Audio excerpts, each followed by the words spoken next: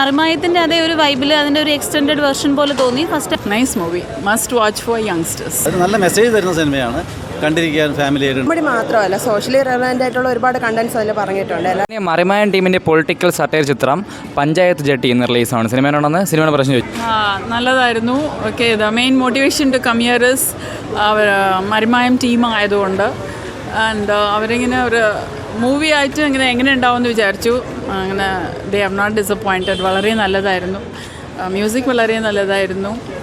Really had a wonderful time. Nice movie, must watch for youngsters. Jetty എന്ന സിനിമ വളരെ നല്ല മൂവിയാണ്.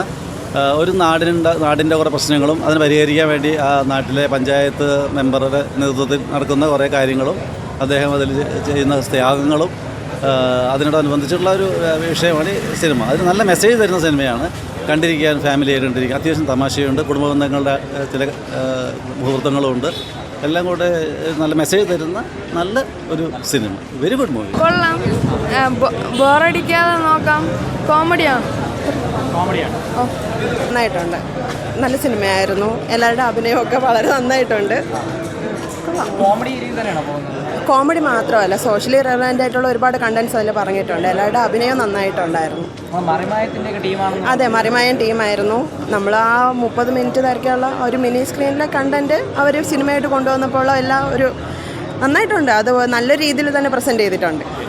കുഴപ്പമില്ല. ഒരു മറിമായത്തിൻ്റെ അതേ ഒരു വൈബിൽ അതിൻ്റെ ഒരു എക്സ്റ്റെൻഡഡ് വെർഷൻ പോലെ തോന്നി. ഫസ്റ്റ് ഹാഫിനെക്കാട്ടി സെക്കൻഡ് ഹാഫ് കുറച്ചുകൂടെ എൻഗേജ്ഡ് ആയിട്ട് തോന്നി. ഒരുവിധം നന്നായിട്ട് തന്നെ ചെയ്തിട്ടുണ്ട്. ഫാമിലി ഓഡിയൻസിനൊക്കെ നന്നായിട്ട് ഇഷ്ടപ്പെടും. പൊളിറ്റിക്കൽ സറ്റേഴ്സൊക്കെ ഉണ്ട്. നന്നായിട്ട് കോമഡിയാണ്, ഒരു ജനറൽ കോമഡിയാണ്.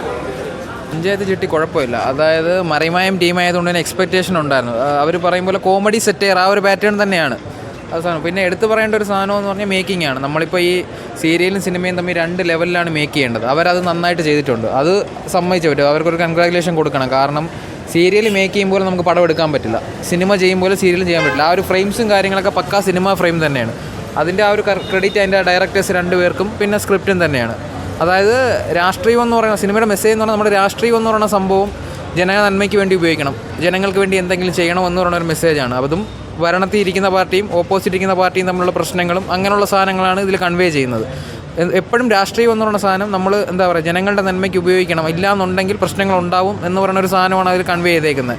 പെർഫോമൻസ് സൈഡ് എല്ലാം കൊള്ളാം. ഓവറോൾ നമുക്ക് കണ്ടിരിക്കാം. കോമഡി കാര്യങ്ങളൊക്കെ കൊള്ളാം. ഒരു സെറ്റേർ തന്നെ.